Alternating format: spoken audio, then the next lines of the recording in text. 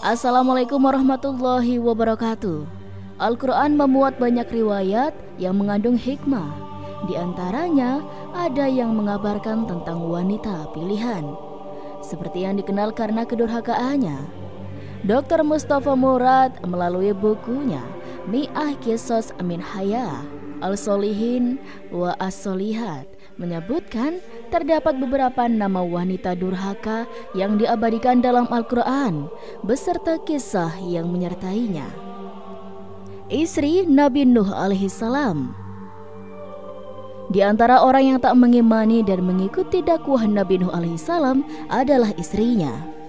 Ketika azab berupa banjir bandang menimpa kaum Nuh alaihissalam, istrinya itu ditelan banjir bandang bersama orang-orang yang tidak beriman lainnya. Dia binasa bersama dengan mereka yang binasa. Istri Nuh alaihissalam tersebut diketahui merupakan wanita yang melahirkan 4 anak Nabi Nuh, yaitu Ham, Sam, Yafis, dan Yam. Nama anak Nabi Nuh alaihissalam lainnya yang disebutkan ikut tertelan azab banjir besar tersebut. Riwayat Nuh alaihissalam banyak diabadikan Al-Quran dalam sejumlah ayatnya. Meski demikian, kabar terkait istri Nabi Nuh yang kufur itu diberitakan Al-Quran melalui surat At-Tahrim, yakni ayat 10. Allah membuat perumpamaan bagi orang-orang yang kufur, yaitu istri Nuh dan istri Lut. Keduanya berada di bawah tanggung jawab 2 orang hamba yang soleh di antara hamba-hamba kami. Lalu keduanya berkhianat kepada suami-suaminya. Mereka, kedua suami itu, tidak dapat membantunya sedikit pun dari siksa Allah Subhanahu wa Ta'ala.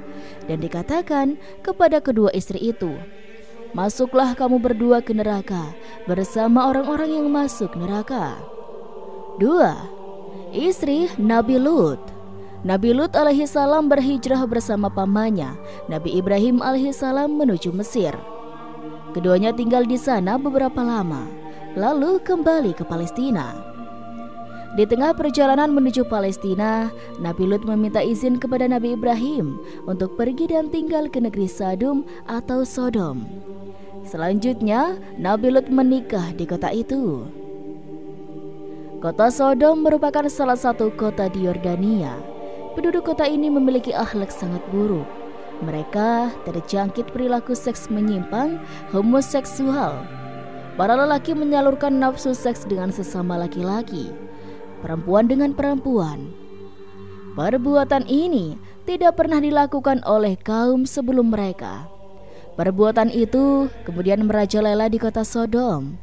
Seorang pendatang tidak akan selamat dari gangguan penduduk Sodom. Apabila pendatang itu adalah seorang perempuan, para wanita akan mengganggunya. Apabila pendatang itu adalah seorang lelaki tampan, para lelaki di kota Sodom akan memperebutkannya. Demikianlah penduduk kota Sodom memiliki akhlak yang sangat buruk. Lut diutus oleh Allah menyadarkan kaum. Nabi Lut diperintahkan menyampaikan risalahnya kepada kaumnya itu. Berkatalah Nabi Lut kepada kaumnya, "Mengapa kamu melakukan perbuatan tercela itu yang belum pernah dikerjakan oleh seorang pun di dunia ini sebelummu? Kamu mendatangi lelaki untuk melepaskan nafsumu, bukan kepada wanita. Bahkan kamu ini adalah kaum yang melampaui batas." Quran Surat Al-A'raf ayat 80-81. Mendengar seruan Nabi Lut, rakyat Sodom merasa terusik. Mereka berupaya menghentikan seruan itu. Mereka terus berpikir dan mencari jalan bagaimana agar Nabi berhenti berdakwah. Ketika sebagian kaum Lut tengah duduk berpikir, tiba-tiba datang seorang perempuan tua menghampiri mereka. "Akan kutunjukkan kepada kalian suatu cara yang dapat menghalangi seruan Lut," ujar perempuan tua itu. "Bagaimana caranya?" sambut mereka penuh harap. "Tidak akan kukatakan hal itu, kecuali aku mendapat sekeping perak sebagai upahnya," sahut si perempuan tua terkekeh. Salah seorang dari mereka menyerahkan sekeping perak kepada perempuan tua itu. "Kalian dapat membatalkan seruan Lut melalui istrinya, kata perempuan tua itu. Usai menerima koin perak tersebut, bagaimana caranya? Tanya mereka serentak. Kalian harus pergi bersama dengan istri Lut untuk menghentikan seruannya kepada kalian. Dengan kesal, salah seorang di antara mereka berteriak, kami tidak ada urusan dengan istri Lut. Dengan wajah marah, perempuan tua itu kembali berkata, aku lebih mengerti hal itu daripada kalian. Kalau begitu, salah seorang yang lain. Apa peranan istri Lut dalam hal ini? Dengar baik-baik. Peranan istri Lut sama seperti perananku bagi kalian sekarang ini, jawabnya. Jadi, apakah kamu berharap agar istri Lut dapat menunjukkan kami siapa orang-orang yang dapat memenuhi keinginan kami, sebagaimana yang engkau lakukan ini? Tanya salah seorang dari mereka dengan kedua mata berbinar-binar perempuan itu, lalu sambil bergumam, Ya. Istri Nabi Lut sedang menyelesaikan sebagian pekerjaannya. Ketika terdengar pintu rumahnya diketuk orang, segera ia berlari membukakan pintu. Seorang perempuan tua tiba-tiba berada di hadapannya. Dengan tergopoh-gopoh, perempuan tua itu berkata, Hei anakku, adakah seteguk air yang dapat menghilangkan dahaga yang kurasakan ini? Silahkan masuk, jawab Wailah, istri Nabi Lut dengan ramah. Akan kuambilkan air untukmu, ujarnya, lalu masuk ke dapur. Perempuan tua itu duduk menunggu. Tak lama, Wailah kembali dengan membawa gelas yang penuh berisi air. Dengan lahap, perempuan tua itu meneguk habis air itu. Kami hidup bersama suamiku Lut namanya, dan 2 anak perempuanku, jawab Wailah ketika perempuan tua itu bertanya tentang dirinya. Mata perempuan itu menelisik sekeliling rumah yang kecil itu. Ia menggeleng-gelengkan kepalanya, seakan-akan prihatin apa yang dia lihat. Dengan wajah yang memperhatikan kesedihan, perempuan itu berkata, Aduhai, apakah kesengsaraan menimpamu anakku? Aku tidak sengsara, bahkan rumah ini cukup bagi kami, dan aku mempunyai suami yang memberiku makanan dan minum bersama kedua putriku, jawab Wailah.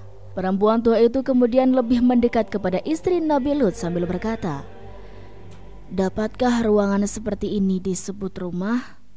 Dapatkah yang engkau teguk dan engkau rasakan ini disebut makanan atau minuman? Wailah tertegun mendengar ucapan perempuan tua itu. Dengan penuh keheranan, ia kemudian bertanya, Kalau begitu, apa yang selama ini kumakan dan kuminum? Cepat-cepat perempuan itu berkata, Panggillah aku dengan sebutan ibu. Bukankah kedudukanku seperti ibu saudaramu? Kemudian ia berbicara lagi, Sesungguhnya semua ini adalah kemiskinan dan kesengsaraan hidup yang membawa kemalangan bagimu. Hai anakku, mengapa kamu tidak masuk ke rumah orang-orang kaya di antara kaummu? Tidakkah kamu melihat kehidupan mereka yang penuh kemegahan, kesenangan, dan kenikmatan? Kamu berparas cantik. Hei anakku, tidak layak kamu membiarkan kecantikanmu itu dalam kemiskinan hina begini. Tidakkah kamu sadari bahwa kamu tidak mempunyai anak lelaki yang dapat bekerja untuk memberimu makan kelak apabila suamimu meninggal dunia? Tutur perempuan tua itu. Wailah mendengarkan dengan seksama semua ucapan perempuan tua itu. Ya, ucapan ini telah membuatnya terlena. Sesekali ia perlihatkan perempuan tua itu yang semakin mengeraskan suaranya dengan penuh nada kesedihan dan kedukaan.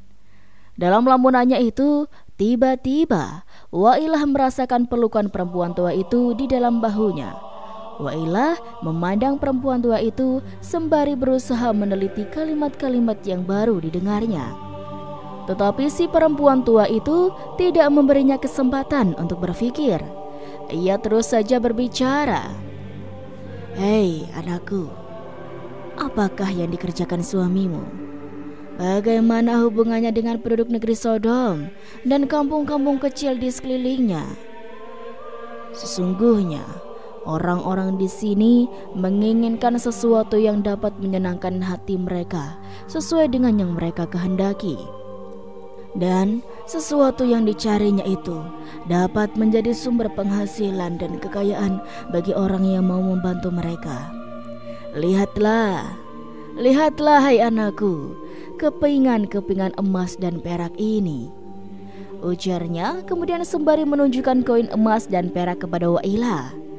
Sesungguhnya emas dan perak bagiku adalah barang yang mudah kuperoleh.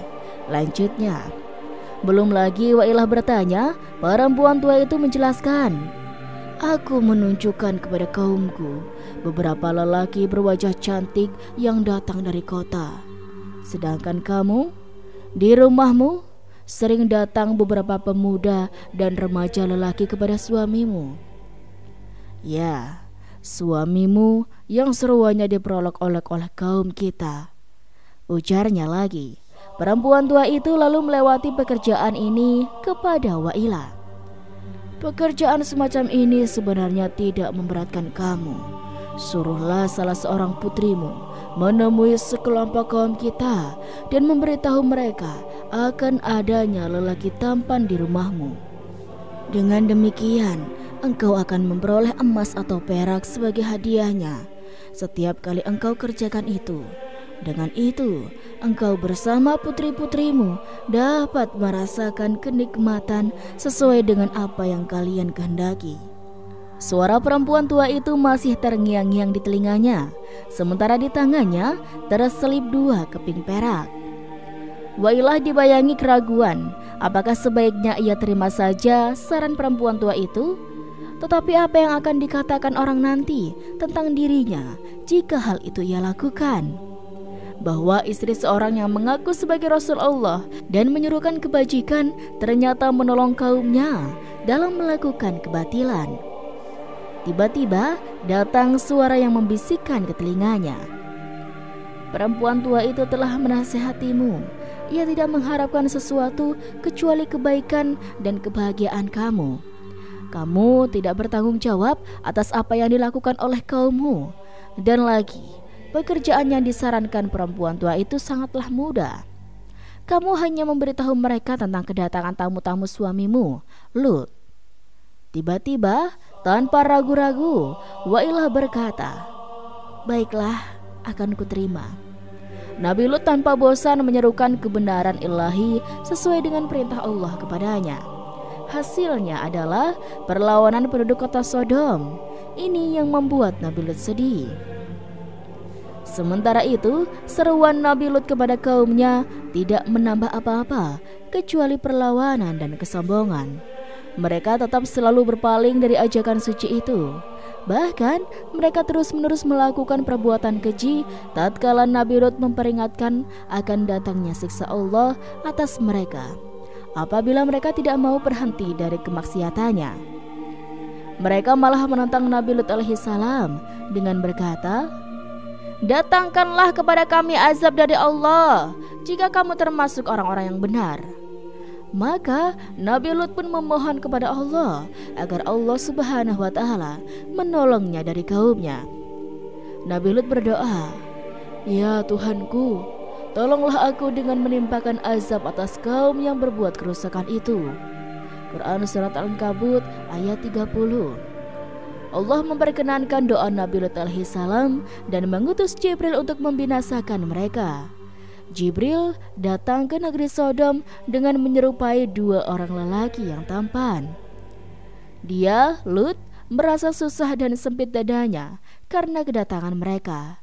Dan ia berkata, ini adalah hari yang amat sulit. Quran Surat Hud ayat 77. Nabi Lut alaihissalam cemas memikirkan apa yang bakal diperbuat kaumnya jika mereka mengetahui kedatangan tamu lelaki yang berwajah tampan di rumahnya.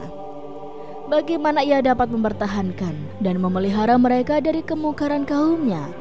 Bukankah tidak ada yang mengetahui kedatangan mereka kecuali dia sendiri dan kedua putrinya? Sebaliknya, Kedatangan kedua tamu Nabi Lut ini merupakan kesempatan bagi istrinya untuk menambah kepingan-kepingan perak yang biasa ia peroleh dari si wanita tua. Sekarang ia harus mengutus seseorang kepada kaumnya untuk memberitahu mereka.